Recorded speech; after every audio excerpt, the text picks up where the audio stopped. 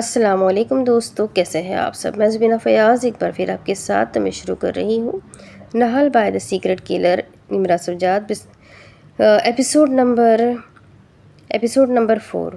اور شروع کرنے سے پہلے ہمیشہ کی طرح کہوں گی کہ اگر آپ میرے چینل پر نئے ہیں اب تک چینل کو سبسکرائب نہیں کیا تو پلیز چینل کو سبسکرائب کر لیں، بیل آئیکن کو ضرور دبا دیں، کمنٹ کر کے ضرور بتائیں کہ ناول آپ کو کیسا لگ رہا ہے، ساتھ ہی ساتھ اپنے کانٹیکٹ میں شیئر ضرور کریں۔ تو چلیں ہم اس ناول میں آگے بڑھتے ہیں۔ اگلے روز ہاسٹل میں مائدہ کی ملاقات پھر زرمینہ سے دوپہر کے وقت ہی ہوئی جب وہ کالج سے واپس آئی تھی۔ تم نے کھانا کھا لیا یا سگریٹ سے ہی کام چل گیا؟ مائدہ نے سلام دعا کے بعد طنز کرنا ضروری سمجھا۔ کالج میں وہ اور زمرد ٹوائلٹ یا خاموش کونوں میں گھسے طلباء کو نشہ یا اسموکنگ کرتے دیکھتی تو انہیں سمجھانے کے بجائے ویڈیو بناتی اور بلیک میل کرتی کہ اگر دوبارہ ایسا کرتے نظر آئے تو ویڈیو سوشل میڈیا پر اپلوڈ ہوگی۔ اسی وجہ سے کئی طالب علم ان کی نہ خود نشہ کریں گی اور نہ کسی کو کرنے دیں گی والے عمل سے نفرت بھی کرتے تھے۔ اس وقت کمرے میں سگریٹ کی بو سے اسے احساس ہو گیا تھا کہ وہ کمرے میں ہی بیٹھ کر سگریٹ پھونکتی رہی ہے۔ زرمینہ گل نے اسے غور سے دیکھا۔ میں تمہارا کھانا میز سے لے آئی تھی، وہ اس والے ٹفن میں ہے۔ مائدہ نے حیرت سے اسے دیکھا اور ایک نظر اپنے ٹفن کی جانب دیکھا۔ اگر یہ تمہاری نیچر نہیں ہے تو یہ سب کرنے کی ضرورت نہیں۔ میں لوگوں کے اچھے اعمال سے متاثر نہیں ہوتی۔ ویسے تم اتنی پراسرار کیوں لگتی ہو؟ یوں جیسے کسی کو قتل کرنے کے بعد یہاں پر چھپنے آئی ہو۔ زرمینہ گل خالی نظروں سے اسے دیکھے گئی۔ مائدہ اسے کچھ بولتا نہ پا کر اکتا کر اٹھی اور منہ ہاتھ دھونے چلی گئی۔ اتنا انتظار وہ کسی کے بولنے کا نہیں کیا کرتی تھی۔ زرمینہ گل برٹش نژاد پاکستانی تھی جو لندن کے پرسکون مضافات میں پیدا ہوئی اور وہیں پلی بڑھی تھی۔ اس کے والد زمان خانزادہ کا تعلق اندرون سندھ سے تھا جو بہتر مواقع کی تلاش میں انگلینڈ منتقل ہوئے تھے۔ زرمینہ کی والدہ خالدہ ایک نرم دل خاتون تھی جو روایتی اقدار کی پاسدار تھی اور پختونوں کے اونچے قبیلے سے تعلق رکھتی تھی۔ وہ اتنی پڑھی لکھی ضرور تھی کہ مغربی اور مشرقی ثقافت کو متوازن رکھ سکے۔ زرمینہ اور اس کا چھوٹا بھائی ایک ایسے گھرانے میں پروان چڑھے جو سندھ کی ثقافت کی عکاسی کرتا تھا، جہاں پاکستان کی تہذیب، زبان اور رسوم و رواج کا غلبہ رہا تھا۔ ماحول کا اثر تھا کہ بچپن سے ہی زرمینہ میں مضبوطی اور خود مختاری کے آثار نمایاں تھے۔ وہ مغربی آزادی اور مشرقی قدامت پسندی کے امتزاج میں پروان چڑھی تھی جو آسانی سے مختلف دنیاؤں میں چل پھر سکتی تھی۔ وہ پڑھائی میں بھی اچھی تھی اور وقت کے ساتھ ایک پراعتماد لڑکی بن چکی تھی۔ جب وہ جوانی کی دہلیز میں قدم رکھ چکی اور زندگی کے نئے خواب دیکھنے لگی تو اس کے والدین کو پاکستان یاد آنے لگا، اپنی روایتیں اور اپنا خاندان۔ وہ واپس آئی تو زرمینہ اس کا کھانا لگا رہی تھی۔ ابے یار میری مورے، ماں بھی مجھے اتنا پروٹوکول نہیں دیتی اور تم ہو کہ میری عادتیں بگاڑ رہی ہو۔ کس نے کہا کہ میرے لیے میز سے کھانا رکھ دینا اور اب کھانا بھی لگا دیا؟ کیا 5,000 روپے واپس چاہیے؟ آنسا زرمینہ گل کو۔ وہ آتے ساتھ ہی تفتیشی انداز میں پوچھ رہی تھی اور کفران نعمت سے کرتے ہوئے کھانے کے لیے بیٹھ بھی گئی اور پانی کا گلاس اٹھایا۔ میں یہاں واقعی چھپنے آئی ہوں۔ زرمینہ کی کمزور سی آواز اس کے کانوں میں پڑی اور اس کے منہ میں موجود پانی کا فوارہ زرمینہ کے چہرے پر۔ چھپنے آئی ہو؟ وہ ہنس پڑی۔ زرمینہ نے ضبط سے اسے دیکھا اور اس کے ابھی اتارے گئے یونیفارم کے دوپٹے سے اپنا چہرہ صاف کیا۔ اپنی پراسراریت ختم کرنا چاہ رہی ہوں، سنو گی؟ وہ کل کی طرح ہی سنجیدہ تھی۔ مائدہ نے اس بات میں سر ہلایا۔ واو، وہ حقیقی زندگی کا ایک ڈرامہ سننے جا رہی تھی۔ وہ کھانا شروع کر چکی تھی۔ زرمینہ واپس اپنے بستر پر چلی گئی۔ اسے سائنس اور ادب میں خاصی دلچسپی تھی لیکن وہ میڈیکل کی تعلیم حاصل کر کے ایک سرجن بننے کا ارادہ رکھتی تھی اور اس کے ارادوں سے اس کے گھر والے باخبر تھے، مگر خاندانی دباؤ کی وجہ سے والدین کو اس کی شادی کی فکر زیادہ تھی۔ زرمینہ کی زندگی اس وقت بدلی جب اس کے والد کو اچانک پاکستان سے اپنے بھائی کی موت کی خبر موصول ہوئی اور اسے نہ چاہتے ہوئے بھی پاکستان آنا پڑا۔ لیکن یہاں کسی کی وفات وقوع پذیر نہیں ہوئی تھی۔ خاندان کا دباؤ زرمینہ اور اس کے تایا کے ایک بڑے بیٹے کی آپس میں شادی کے لیے بڑھنے لگا اور زرمینہ کے لیے یہ ایک بہت بڑا جھٹکا تھا۔ وہ اپنے والدین کی عزت کرتی تھی لیکن اپنی زندگی کے فیصلے خود کرنا چاہتی تھی کیونکہ وہ مغربی عورت تھی، اپنے حق کے لیے لڑنا مرنا جانتی تھی۔ روایتی قدروں کا پاس رکھنے کے لیے زمان خانزادہ کو اپنی بیٹی کے لیے یہ فیصلہ لینا ہی پڑا کہ کل کو اسے لندن میں بھی کسی انگریز سے عشق ہو سکتا ہے۔ زرمینہ نے جب کھلم کھلا اپنے والدین کے ارادے کی مخالفت کی تو خاندان کے ساتھ تعلقات میں تلخی پیدا ہو گئی اور سب کہنے لگے یہ لڑکی ہاتھ سے نکل گئی ہے۔ وہ ایک جوائنٹ فیملی سسٹم میں رہتے خاندان کی سخت نگرانی میں رہنے لگی تو اس سے کوفت شروع ہو گئی اور وہ واپس جانے کے لیے پر تولنے لگی۔ اس کے لیے زندگی کا مقصد صرف ایک بڑے خاندان میں شادی کر کے گمنام زندگی گزارنے کا نہیں تھا۔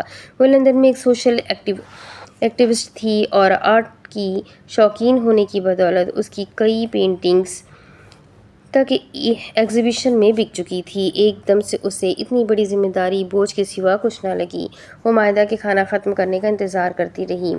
کل سے میرے لیے 3 روٹیاں رکھنا، تمہیں میری جسامت کو دیکھ کر کم از کم 1 روٹی نہیں رکھنی چاہیے تھی۔ تھوڑے سے سالن اور 1 روٹی پر مائدہ کا گزارا ہو ہی نہیں سکتا تھا۔ کھانا ختم کر کے وہ اٹھی اور اپنے برتن دھونے کچن کی جانب چلی گئی۔ زرمینہ کو یہ احساس ہونے لگا تھا کہ خاندان کی نگرانی اور ان کے خیالات کے ساتھ وہ اپنے خوابوں کو پورا نہیں کر پائے گی۔ اس کے والدین بھی اگر اس کے ساتھ کھڑے ہوتے تو وہ کچھ کر لیتی، لیکن ان کا برین واش کر دیا گیا تھا۔ وہ 20 سالہ بیٹی کو خاندان کے سب سے بڑے مرد سے بیاہنے کا سوچ رہے تھے۔ اس کا آرٹ، اس کی زندگی، اس کا مستقبل اور اس کی سوشل ایکٹیوزم سب کچھ گھٹن کا شکار ہو رہے تھے۔ تم پاکستان شادی کے لیے گئی ہو زرمینے؟ اس کے 16 سالہ بھائی نے حیرت و شدت سے انداز میں پوچھا۔ بالاج، مجھے واپس آنا ہے، میں کیا کروں؟ کل تمہاری منگنی ہے اور تم کہہ رہی ہو واپس آنا ہے۔ وہ چھوٹا تھا لیکن بھائی تھا۔ ویٹ اے منٹ، یہ سب تمہاری مرضی کے خلاف ہو رہا ہے؟ ہاں، اور ماما بابا ایسا ہونے دے رہے ہیں۔ مجھے ان سب سے گھن آتی ہے بالاج۔ جس سے میری شادی ہونی ہے وہ مجھے دیکھتا تک نہیں اور اس کے بھائی اور دوستوں کی نظریں مجھے ڈسکمفرٹ کرتی ہے۔ وہ مجھے آتے جاتے ہراس کرتے ہیں۔ کیا میں کبھی اپنی مرضی سے ایک کمرے میں قید رہی ہوں بالاج؟ مجھے یہاں چھپنا پڑ رہا ہے۔ پلیز ماں بابا کو سمجھاؤ۔ وہ اس وقت بری طرح سے بے بسی سے اپنے چھوٹے بھائی کی منت کر رہی تھی کیونکہ یہاں آ کر احساس ہوا تھا کہ اس کے ہاتھ میں کچھ نہیں ہے۔ جب تک خاندان کے مرد نہ چاہے وہ گھر سے قدم باہر نہیں رکھ سکتی۔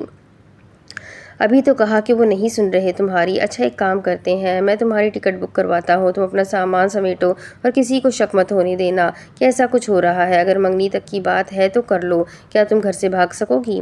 ہاں میں کر لوں گی۔ اسے خود پر یقین تھا۔ وہاں گلیوں میں کتے بھی ہوتے ہیں۔ بالاج کو اس وقت یہ بات ضروری لگی کیونکہ اس کی بہن کو بہت سے جانوروں سے ڈر لگتا تھا۔ مجھے انسانوں اور کتوں کا فرق بھول گیا ہے۔ زرمینہ نے فیصلہ کر لیا تھا کہ وہ مزید وقت ضائع نہیں کرے گی۔ ان دونوں نے مل کر ایک منصوبہ بنا لیا تاکہ وہ کسی طرح واپس لندن جا سکے۔ اگلے دن منگنی بھی ہو گئی اور اسی رات زرمینہ نے موقع کا فائدہ اٹھایا تھا۔ اس نے ضروری دستاویزات اور کچھ پیسے چھپاتے ہوئے بیگ میں ڈالے اور بالاج کے بتائے گئے ایک نمبر پر رابطہ کیا جو اس کی مدد کے لیے تیار تھا۔ اس ہڑبڑی میں وہ اپنا پاسپورٹ نہ اٹھا سکی۔ وہ گھر میں رہنے والوں کی روٹین چند دنوں میں قریب سے دیکھ چکی تھی۔ یہاں پر رات گئے تک شغل جاری رہتا اور فجر سے کچھ دیر قبل سناٹا ہوتا تھا۔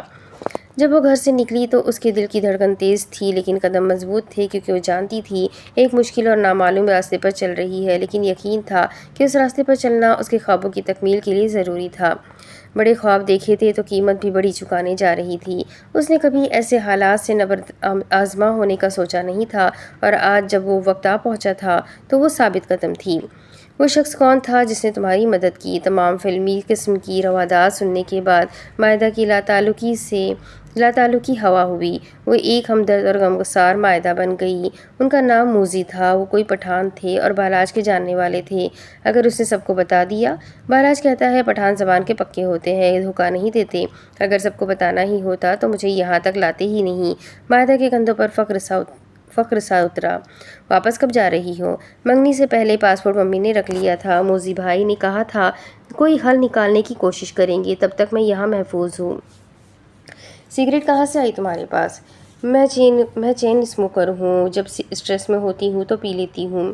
مائدہ چاہ کر بھی اسے بتا نہ پائی کہ ایک سگریٹ کتنی مضر ہوتی ہے۔ جس سے شادی ہو رہی تھی اس سے بات کی تھی؟ شاید عمر کا لحاظ کر کے شرم کر جاتا اور شادی سے انکار کر دیتا۔ وہ شرم ہی کرتا تھا تبھی کبھی سامنا یا بات نہیں ہو سکی۔ دیکھتا ہی نہیں تھا، بات تو دور کی بات ہے۔ یعنی وہ بھی شادی نہیں کرنا چاہتا تھا، اس کے ساتھ بھی زبردستی تھی۔ اس نے شانے اچکاتے ہوئے بتایا۔ کیوں؟ وہ مرد کے ساتھ کوئی زبردستی نہیں کر سکتا۔ فارمولا پر یقین رکھتی تھی۔ شادی شدہ تھا، پہلی بیوی ساتھ نہیں تھی لیکن اسے چھوڑا نہیں تھا۔ کیوں؟ زیادہ نہیں معلوم، لیکن سب کہتے ہیں اچھی عورت نہیں تھی، بدکردار تھی، ٹائپ باتیں کرتے تھے، لیکن وہ نہیں مانتا تھا۔ مائدہ کو اپنے ہی معاشرے پر افسوس ہونے لگا۔ پھر تم سے منگنی کرنے پر کیوں راضی تھا؟ اس کے باپ نے شادی نہ کرنے کی صورت میں اس کی ماں کو طلاق دینے کی قسم کھائی تھی۔ مائدہ ہکا بکا تھی۔ تم بھاگ آئی اور شادی نہیں ہوئی، یعنی وہ قسم؟ مجھے کیا لینا دینا اس کی قسم سے، مجھے تو واپس جانا ہے۔ مائدہ خاموش ہو گئی۔ اگلے چند دنوں میں وہ زرمینہ کے قریب ہو گئی، اس پر طنز کرنا چھوڑ دیا اور اس سے اچھا رویہ رکھا۔ اس نے اپنی کالج کی سہیلیوں کو بھی اس نے سارے واقعے سے آگاہ کر دیا، اور ورنہ اس کے پیٹ کا درد ناقابل برداشت ہو جاتا۔ چند روز بعد ان چاروں کا باہر کچھ کھانے کا پلان بنا تو انہوں نے زرمینہ کو بھی ساتھ چلنے کا کہا، جسے وہ نہ چاہتے ہوئے بھی انکار کرتی رہی۔ حمایتی کا عبایا پہن لو اور ساتھ میں نقاب بھی کر لینا، کوئی نہیں پہچان پائے گا۔ مہرنگ نے فٹ سے مسئلہ حل کر دیا۔ ایسا نہیں ہے کہ میں باہر جانا نہیں چاہتی، میری وجہ سے تم لوگ بھی کسی مصیبت میں پھنس جاؤ گی، اٹالتے ہوئے بولی۔ دیکھو زرمینے، اصل بات یہ ہے ہم سب تمہیں اپنی دوست اور بہن کی طرح مانتے ہیں اور تمہاری مدد کرنا چاہتے ہیں۔ یہاں بیٹھ کر چھپنے سے کچھ حاصل نہیں ہوگا، اور آج نہیں تو کل وہ یہاں تک پہنچ جائیں گے، کیونکہ پیسہ سب ممکن بنا دیتا ہے۔ 2 ہفتے ہو گئے ہیں اور وہ شخص واپس نہیں آیا جس نے تمہاری مدد کی حامی بھری تھی، اس لیے ابھی ہم مل کر باہر جائیں گے اور کوئی حل نکال لیں گے۔ ہم تمہیں یقین دلاتے ہیں کہ کوئی مسئلہ نہیں ہوگا۔ زرمینہ کی بات سن کر مائدہ نے صاف گوئی سے اسے اپنی بات پر اصرار کرتے ہوئے کہا۔ زرمینہ نے ان سب کی طرف دیکھتے ہوئے گہری سانس لی۔ وہ مشرقی لڑکیاں اسے اچھی لگنے لگی تھی۔ ٹھیک ہے، اگر تم لوگوں کو میری مدد کرنے کا جنون سوار ہے تو میں کیسے انکار کر سکتی ہوں؟ مجھے یقین دلانے کا شکریہ کہ تم سب میرے ساتھ ہو۔ وہ مسکرا کر اٹھ کھڑی ہوئی۔ ہاں ہاں، ہم سب تمہارے ساتھ ہیں، اب جلدی سے تیار ہو جاؤ۔ مائدہ نے خوشی سے عبایا اور نقاب اسے پکڑاتے ہوئے کہا۔ زرمینہ نے عبایا پہن لیا اور نقاب کر کے ایک آئینے میں خود کو دیکھا۔ اسے یقین نہ آیا کہ یہ وہی ہے۔ اسے ساتھ لیے وارڈن کی صلواتیں سنتے وہ چاروں ہنستے مسکراتے ہاسٹل کے گیٹ کی طرف بڑھنے لگیں۔ امارا کی کار ہاسٹل کے باہر کھڑی تھی، جس پر وہ تینوں وہاں آئی تھی۔ البتہ اس بلاک کے مرکز تک جانے کے لیے انہوں نے کار کے بجائے پیدل چلنا مناسب سمجھا۔ کچھ دیر وہ سب خاموشی سے چلتی رہی، پھر مہرنگ میں کوئی پرانی روح جاگی جو وہ ہلکی آواز میں کشور کمار کا گانا گنگنانے لگی۔ اس کی آواز سراہے جانے کی قابل تھی۔ سب نے داد دیتی نگاہوں سے اسے دیکھا۔ یہ راتیں، یہ موسم، ندی کا کنارہ، یہ چنچل ہوا۔ کہا 5 دلوں نے کہ مل کر کبھی ہم نہ ہوں گے جدا۔ مائدہ نے اس کی پشت پر ایک دھپ رسید کی۔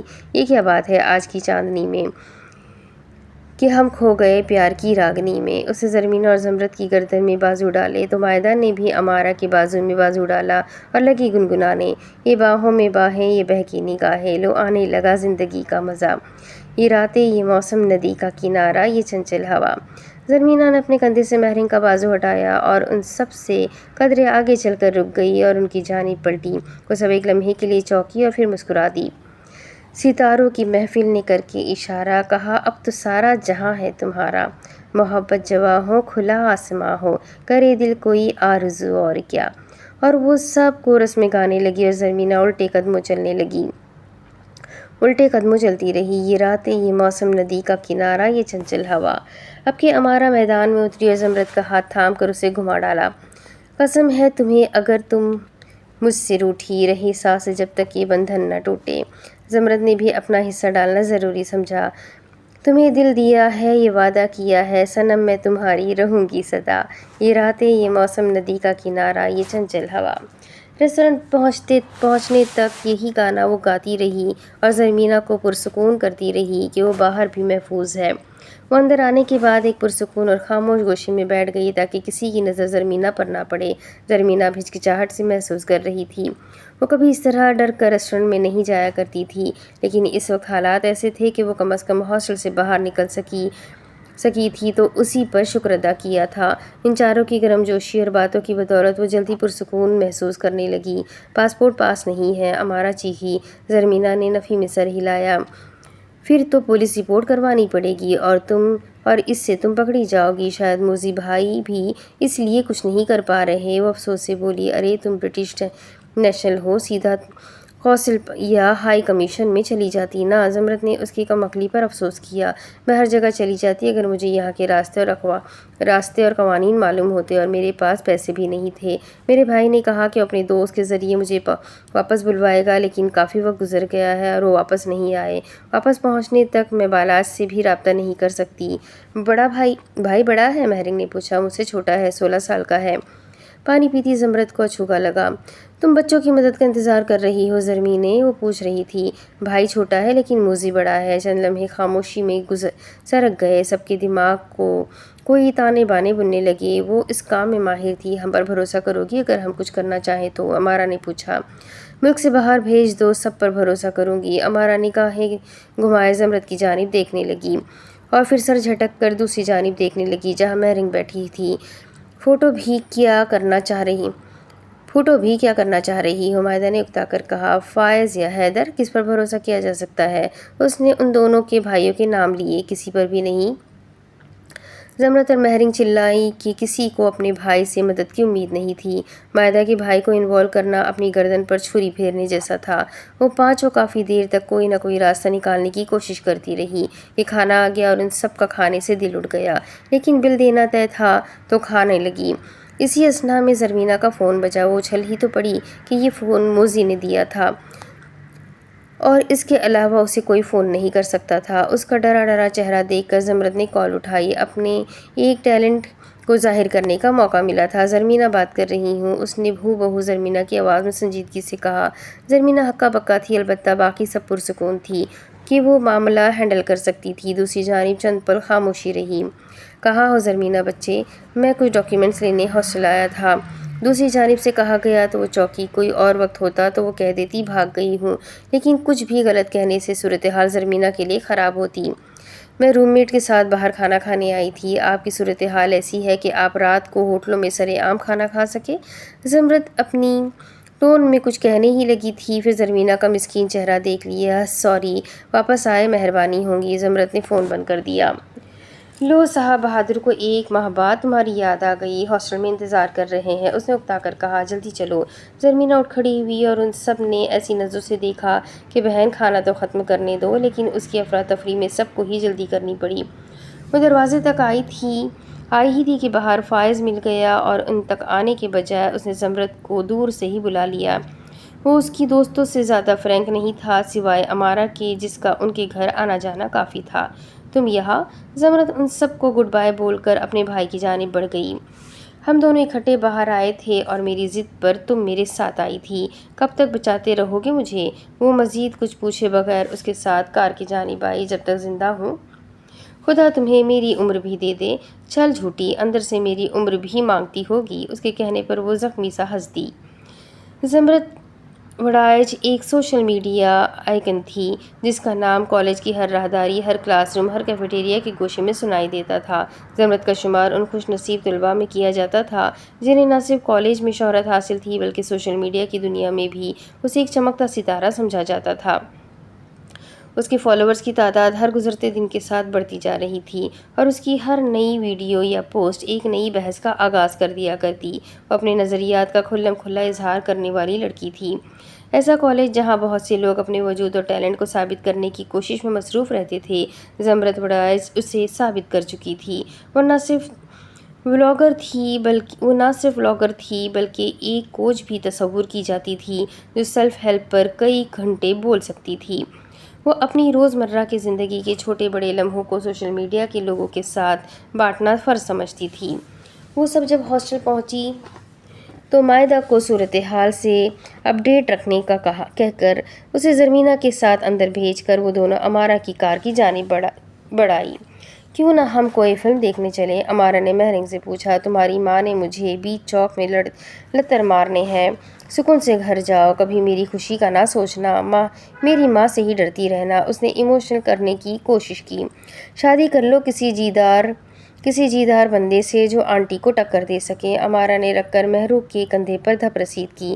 وہ ابھی شادی کی خواب دیکھنے کی عمر تک نہیں پہنچی تھی اور اپنی روزمرہ میں اتنا وقت بھی نہیں تھا کہ اس بارے میں سوچے۔ हॉस्टल के विजिटिंग एरिया में वो बैठा था। दो लड़कियां अंदर दाखिल हुई तो वो उठ खड़ा हुआ।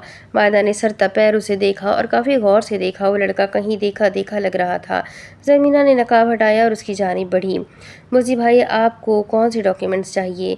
ज़मीना कहते हुए आगे बढ़ी। वो ज़मीना को डांटे तो सही, मायदा लड़ने को तैयार थी। ज़मीना को देखकर उसने गहरा सांस लिया और उससे बताया कि उसे क्या चाहिए। ना डांटा और ना गुस्सा किया। मैं लाती हूँ। क्यों चाहिए आपको ज़मीने के डॉक्यूमेंट्स? उसने एक नागवार नज़र मायदा पर डाली और अंदाज़ ऐसा था कि कह रहा हो, जाओ बीबी अपना काम करो। ज़मीना ने भी रुक कर सवालिया निगाहों से उसे देखा तो उसे जवाब देना पड़ा। मैंने इमरजेंसी ट्रैवल डॉक्यूमेंट के लिए अपॉइंटमेंट लिया है और फिर हम एक दो दिन में कॉन्सुलेट जाएंगे। मायदा को जवाब देकर उसने ज़मीना से कहा। वो चली गई। मायदा फिर भी उसे घूरती रही और इस वक्त उसे नामहरम को टुकर टुकर देखने का गुनाह याद नहीं रहा। कहाँ देखा है आपको? वो बड़ी पुरसोच निगाहों से उसे देख रही थी। आपका तारुफ मुझे मायदा कहते हैं, लेकिन आप बताएं, आउट ऑफ द वे जाकर ज़मीने की मदद क्यों कर रहे हैं? कहीं आखिर में उसे धोखा तो नहीं देने वाले? फिल्में कम देखा करो और अपने ज़रख़ेज़ दिमाग का इस्तेमाल पढ़ाई करने पर दो। मायदा ने गोया कड़वा बादाम चबा लिया था, लेकिन जल्द ही मुद्दे पर आई। ज़मीने खैरियत से मुल्क से चली जाएगी ना? वो एक पल को चौंका और फिर सोफे पर बैठकर मेज़ पर रखा अपना लैपटॉप ऑन करने लगा। उसका जवाब उसे खुद मालूम न था। मैंने कुछ पूछा है? सच बताऊं तो मुझे भी नहीं मालूम। ज़मीने का ख़ानदान सिंध के बाअसर ख़ानदानों में से है और वो ज़मीना का पीछा उसकी मौत तक करेंगे। वो उसे ढूंढ रहे हैं। मायदा काँप कर रह गई। मैं क्या मदद कर सकती हूँ? प्लीज़ उसे हर सूरत यहाँ से भेज दे। कोशिश कर रहा हूँ, दुआ कीजिए पकड़ा ना जाऊँ। ज़मीना आ गई तो उन तीनों ने मिलकर उसका फॉर्म फिल किया और वो रात कदरे पुरसुकून सोई थी। 2 रोज़ बाद ही ज़मीना का मूज़ी और उसके दोस्त के साथ कॉन्सुलेट जाना हुआ और वहाँ उसके पासपोर्ट की गुमशुदगी की रिपोर्ट जमा करवाने के बाद इमरजेंसी कागजात बनवा लिए गए। जब वो वापस आई तो मायदा के साथ वो तीनों भी उसके इंतज़ार में थे। क्या हुआ? वो खुशी खुशी उन्हें पासपोर्ट बनने के अमल की शुरू हो जाने का बताने आई थी। उनके संजीदा चेहरे देख कर रुक गई। आज कोई तुम्हारा पूछ रहा था और हमें तुम्हारे बारे में गलत मालूमात देना पड़ी। शायद तुम्हारे घर वाले जान चुके हैं कि तुम यहाँ रह रही हो। मायदा ने इतला दी। तुम भाग जाओ यहाँ से। ज़मरत ने दिमाग लड़ाया। मगर मैं कहाँ जाऊँगी? उसके तो हाथ पांव फूल गए थे और मूज़ी को भी इस बारे में कुछ नहीं मालूम था। वार्डन कुछ ही देर में तुमसे तहकीक करने आती होगी ज़मीने। मैं डरती नहीं हूँ किसी से और पैसे देकर रहती हूँ और मेरा किरदार भी मशकूक नहीं है। और मैं वो जो जज्बात में कहे जा रही थी उसे मायदा ने बाजू से दबोचकर बिस्तर पर पटका। तुम इस वक्त घर से भागी हुई लड़की हो ज़मीने, और यहाँ घर से भागी लड़कियों को उसका ख़ानदान कब्र तक नहीं छोड़ता। मुझे कुछ ठीक नहीं लग रहा। यहाँ से चली जाओ। मुझे भाई को बोलो तुम्हें कहीं और शिफ्ट कर दे। नहीं मायदी, वो पहले ही मेरी वजह से परेशान फिर रहे हैं। बालाज ने बिलावजह मेरी जिम्मेदारी उन पर डाल दी है। तुम चारों क्या मुझे कुछ पैसे उधार दे सकती हो? मैं कहीं और किसी दूसरे शहर चली जाती हूँ। वो अब सच में खौफजदा हो गई थी। उसने तो सोचा ही नहीं था कि अगर उन लोगों ने उसे तलाश कर लिया तो उसके साथ क्या करेंगे। वो चारों भी कोई हल निकालने की कोशिश कर रही थी, लेकिन उन कॉलेज की लड़कियों को कोई हल दिखाई ना दिया सिवाय मोज़ी से दोबारा मदद मांगने के। मेरे घर चलोगी? अमारा ने कुछ सोचकर उससे पूछा।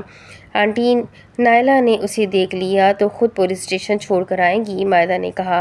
मम्मी डैडी का ज़्यादा वक्त घर से बाहर गुजरता है। घर में कैमरे हैं, लेकिन उनसे बचकर हम किसी तरह ज़मीने को मेरे कमरे तक पहुंचा दें तो बाकी का काम आसान हो जाएगा।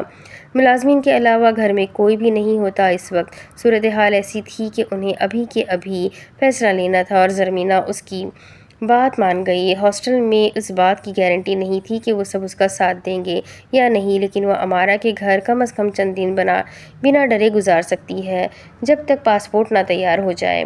ज़मीना को दोबारा से मायदा का बाया पहनना पड़ा और वो सब अमारा की कार में आ बैठी। मायदा को अमारा के घर से काफ़ी पीछे उतार कर अमारा कार अपने घर के पोरज में खड़ी कर चुकी थी। ड्राइवर को मामूल की तरह कार की चाबी थमाकर वो उन तीनों को लिए अंदर की जानिब बढ़ गई, जो उस घर के मुलाजमीन के लिए मामूल था। ये उनकी छोटी बीवी की 3 सहेलियां हैं जो अक्सर औकात यहाँ आती जाती रहती है। मायदा अक्सर नकाब में ही आती थी, तभी कुछ भी गैर मामूली वो सब नोटिस ना कर सकें। खानसमा को खाने का कहती वो उन सब को लेकर अपने कमरे की जानिब बढ़ गई। अलबत्ता खानसमा मायदा की खामोशी पर हैरान ज़रूर हुआ था। جو اس گھر میں آتے ہی اسے اپنی پسند کے 3-4 پکوان بتانا نہ بھولتی تھی، جس سے وہ سوچ کر آتی تھی کہ اس نے کیا کھانا ہے۔ سب پلان کے مطابق ہوا تھا۔ آخری مرحلہ مائدہ کو گھر کے اندر کرنے کا تھا۔ تمام لوگ اپنا کام کر رہے تھے جب امارا کی دل خراش چیخ پر سب اپنے کام چھوڑتے اس کے کمرے کی جانب بھاگے، جو کہ باقاعدہ انہیں سنانے کو سیڑھیوں کے اختتام پر کھڑی گلا پھاڑ کر چیختی جا رہی تھی۔ مالی، خانسامہ، ڈرائیور، چوکیدار اور 3 گارڈز اور ان سب کی ہیڈ نورا بی بی، وہ 9 لوگ اس کے کمرے کے باہر جمع ہوئے۔ باہر سڑک پر آتی جاتی گاڑیوں کے تھمنے کا انتظار کرتی مائدہ کو سگنل مل چکا تھا، تبھی سامنے سے آتی گاڑی کو نظر انداز کرتی بھاگتی ہوئی سڑک کراس کرتی اس دیوار پر چڑھ گئی جو اس کے قد سے اونچی تھی۔ پھر بھی وہ اس دیوار پر چڑھ گئی اور اوپر بیٹھتے گہرا سانس لیا اور دیوار کی دوسری جانب چھلانگ لگا دی۔ وہ جو ایک لڑکی کو بھی سڑک پر دوڑتا دیکھ کر کار روک چکا تھا، ہکا بکا تھا اور جس گھر میں وہ گئی تھی اسے مشکوک کر گیا تھا۔ ٹیرس کو جاتی گول سیڑھیاں تیزی سے چڑھتی مائدہ کا انداز چوروں جیسا تھا۔ اس نے کار سٹارٹ کی اور اسی گھر کے باہر جا کر رکی۔ چوکیدار نے دروازہ کھولنے میں خاصا وقت لگایا تو اس نے وجہ پوچھی۔ وہ امارا بی بی کے کمرے میں چوہا ڈھونڈ رہے تھے۔ سیریسلی چوہا؟ اس نے سارے تانے بانے جوڑنے میں کچھ وقت لگایا اور پھر سر جھٹک کر جس کام سے آیا تھا اس کام سے اسٹڈی کی جانب بڑھ گیا۔ اسٹڈی سے باہر نکلتے ہوئے اسے سیڑھیوں سے کسی طوفان کی طرح وہی لڑکی اترتی نظر آئی جو کچھ دیر پہلے دیوار پھلانگ کر اندر آئی تھی۔ اسے دیکھ کر سیڑھیوں کے آخر پر اسے بریک لگا۔ وہ اسے ہی دیکھ رہا تھا۔ کیا ہے بھائی؟ مائدہ کو اس کا دیکھتے رہنا ناگوار گزرا۔ چھلانگ اچھی لگا لیتی ہیں؟ اور مائدہ پر گھڑوں پانی پڑ گیا تھا کہ اس کی حرکت کا کوئی گواہ بھی تھا۔ مکہ بھی اچھا مارتی ہوں اور آنکھیں بھی خوب پھوڑتی ہوں۔ مجھے لگتا ہے اس بارے میں حمدان صاحب سے بات کر لوں تو بہتر ہے، وہ کہہ کر آگے بڑھ گیا اور امارا کے والد کا سن کر مائدہ کے سارے اوزان خطا ہوئے۔ ہم کھیل رہے تھے اور مجھے ڈیر ملا تھا وہی پورا کر رہی تھی۔ اس نے سادگی سے کہا کہ اس بات کو ادھر ہی ختم کر دو، خدا کا واسطہ۔ اوپر سے امارا نے انہیں دیکھا تو بھاگتی ہوئی نیچے آئی۔ ارے کمیل بھائی آپ؟ وہ اس کے ڈیڈی کے سیکرٹری تھے اور امارا انہیں جانتی تھی، تبھی معاملہ سنبھالنے آئی۔ میں سر کا لیپ ٹاپ لینے آیا تھا اور ہاں امارا، سر کی معاشرے میں عزت ہے، بہتر ہے آپ کی سہیلیاں دوبارہ آپ کے گھر کی دیواریں پھلانگتی نہ دیکھی جائیں، ورنہ مجھے اس بارے میں سر کو اطلاع دینا ہوگی۔ چلتا ہوں، وہ کہہ کر رکا نہیں اور مائدہ جو اس بات پر اسے مارنے اس کے پیچھے لپکی تھی اسے امارا نے قابو کر لیا۔ اب اس کے آگے کی کہانی میں آپ کو اگلی ویڈیو میں سناتی ہوں کہ آگے کیا ہوگا۔ یہ جاننے کے لیے میرے ساتھ بنے رہیں۔ ویڈیو کو لائک کریں، چینل کو سبسکرائب کریں، بیل آئیکن کو ضرور دبائیں اور کمنٹ کر کے ضرور بتائیں کہ آپ کو یہ ناول کیسا لگ رہا ہے۔ ساتھ ہی ساتھ اپنے کانٹیکٹ میں شیئر ضرور کریں۔ تو ملتے ہیں اگلی ویڈیو میں، تب تک کے لیے اپنا خوب سارا خیال رکھیں، مجھے بھی دعاؤں میں یاد رکھیں۔ اللہ حافظ۔